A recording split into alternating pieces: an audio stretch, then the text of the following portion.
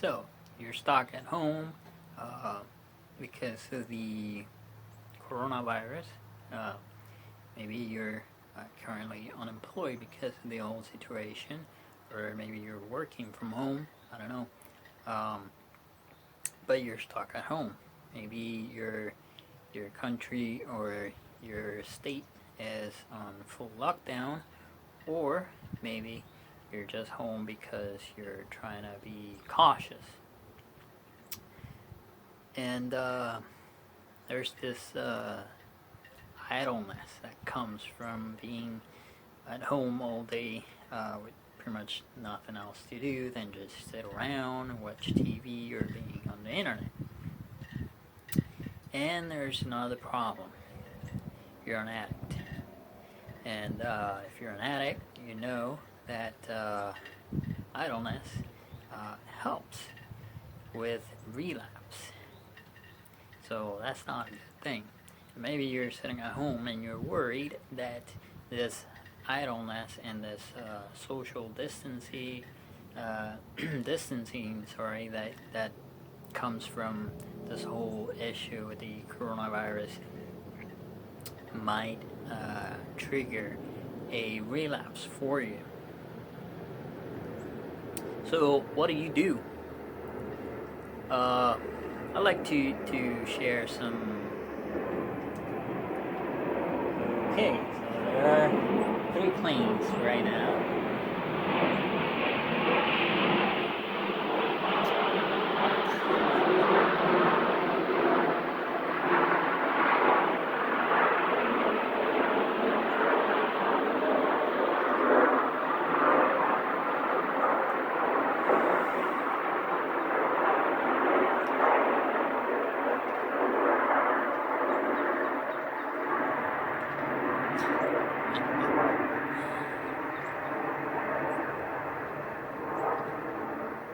Okay, good.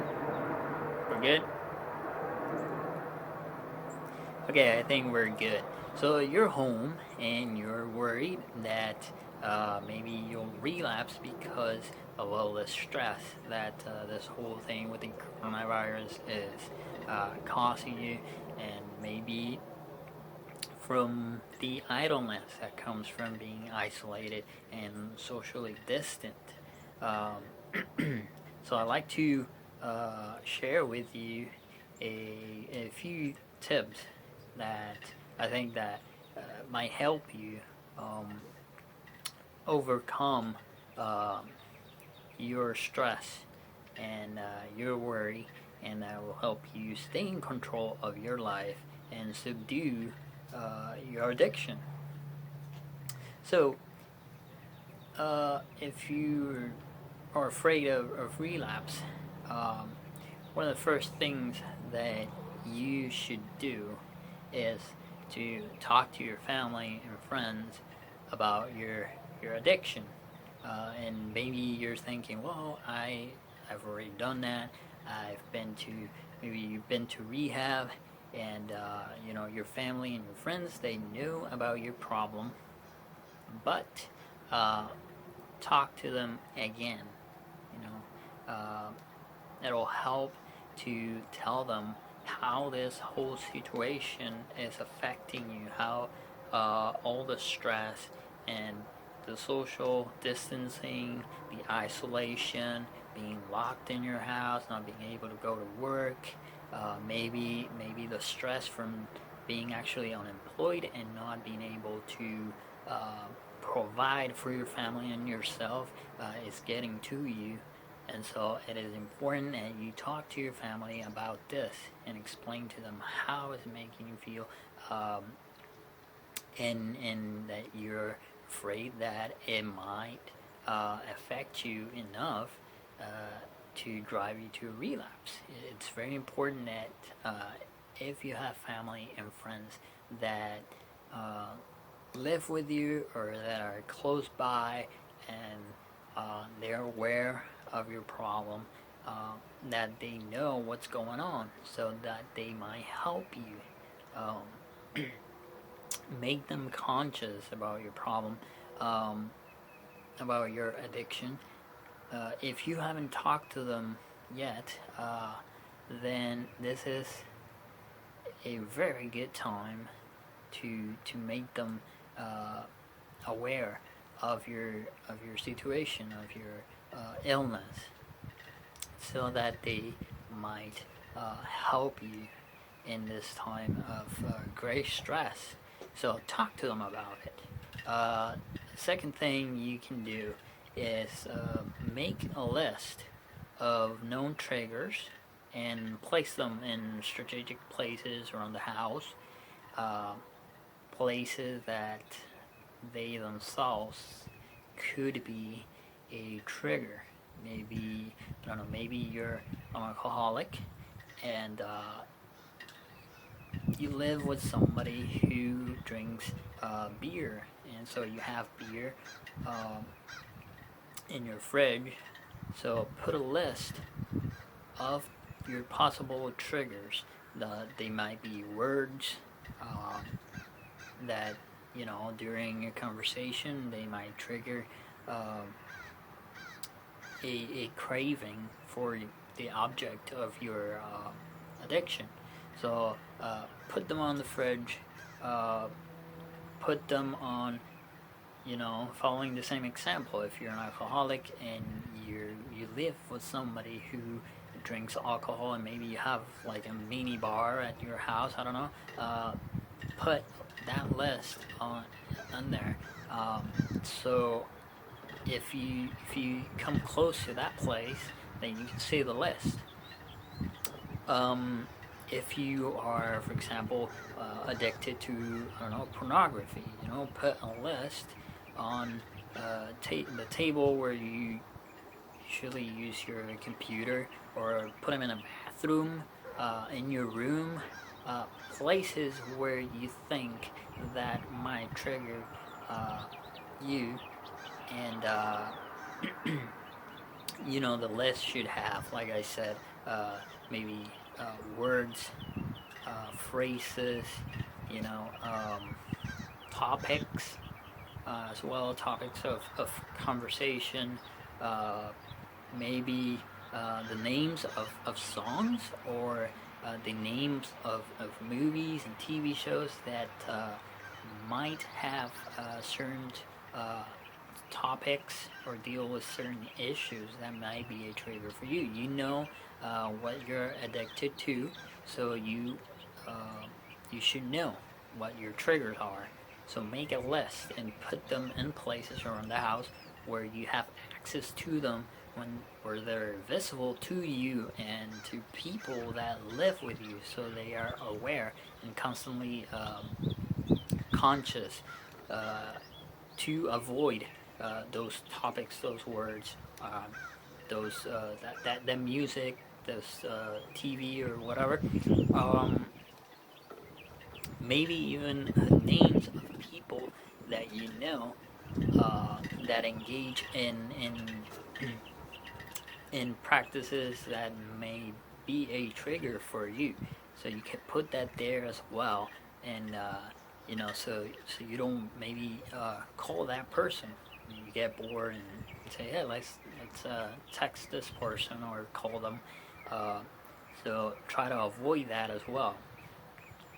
Um, Another thing that you can do, or you should do, is make a schedule, and the schedule for the day should be cross-referenced with your list of possible triggers. You know, so you, in your schedule, you're really conscious of avoiding whatever you do, avoiding your triggers. So what can you put on this list? Well, that depends on how much time, free time you have in your hands, and the things that you like to do during your free time, and also if you're working from home or not. So you can put in your schedule, I don't know, chores or games, movies, TV shows, books that you like to read. And so, again, try to cross-reference this list, this schedule of things that you want to do during the day to pass the time with your list of possible triggers. So what else can we do? I made a list myself here about a couple things that we can do. So if possible, if you're not like on full lockdown, then go outside, take a walk around the neighborhood. That helps to clear your mind. If you can walk around the neighborhood, then go outside in your backyard or your front yard and just walk around the property. It just helps to clear your mind and think about different things, put things into perspective.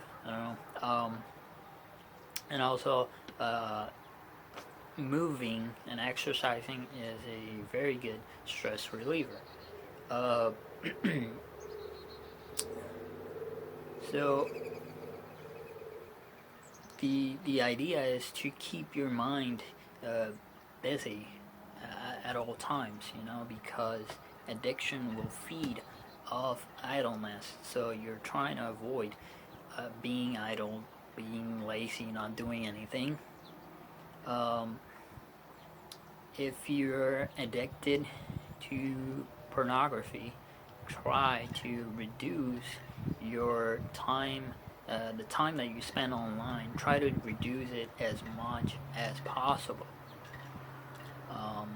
And if you're spending time online, maybe you're on YouTube, maybe you're on Facebook, Instagram, whatever, or just surfing online looking for information, try to be conscious about what you're looking at. Try to avoid things that may cause you to be stressful and fearful. Another thing that's very important is to rest well. Get enough sleep, because not getting enough sleep is known for causing more anxiety and stress. So that's what we want to reduce, our levels of anxiety and stress. So get a good night's sleep, and maybe look for a help group on Facebook. Maybe you're spending time online, so use that time. Look for a help group on Facebook. Doesn't even have to be specific to your addiction. Maybe it could be, I don't know, addiction in general, or maybe even another type of addiction, but it'll help you greatly to have the opportunity to talk to people who are dealing with a similar situation that you are. Last but not least, pray. Prayer is a very helpful thing, is a very strong thing, and is a very powerful stress reliever. It'll help you express yourself and stay focused. Maybe you think, well, I'm not a believer in God. Well, that doesn't alter the fact that God is real and He will listen to you. So today is perfect day to start talking to God, start a relationship with Him. He wants to help you overcome your addiction. Maybe you think, well, He knows my problem, so why would I tell Him if He already knows? Well, even if the Lord knows your problem, what you're struggling with, it is good to talk about it, to express yourself. It'll help you relieve some of that stress, take those stress levels and bring them down, and it'll also help in the building of a better relationship with God, because communication is very important in any relationship, and your relationship with God is no different in this aspect.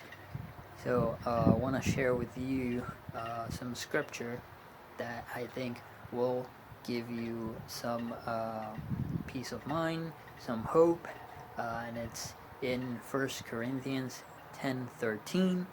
It says, "The temptations in your life are no different from what others experience, and God is faithful.